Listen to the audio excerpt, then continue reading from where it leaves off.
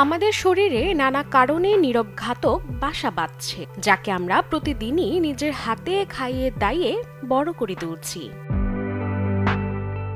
না, এটা কোনো ভাইরাস নয়, এটি হলো আমাদের প্লেটের খাবার এবং অলসতা।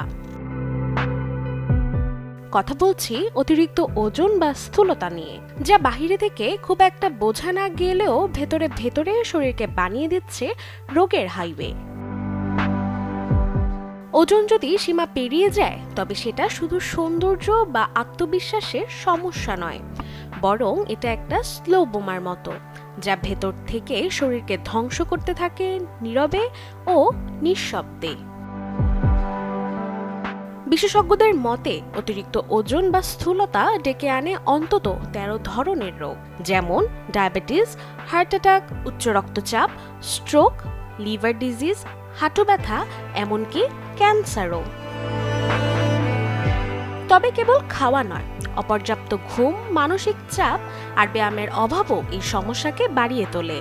আর সবচেয়ে ভয়ানক দিক হলো এই রোগগুলো হঠাৎ করে আঘাত হানে না, বরং ধীরে ধীরে শরীরের প্রতিরোধ ক্ষমতাকে ভেঙে দেয়।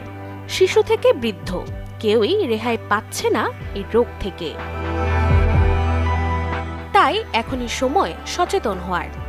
স্বাস্থ্য একদিনে যেমন নষ্ট হয় না, ঠিক তেমনি একদিনেও এটি ফিরে পাওয়া যায় না।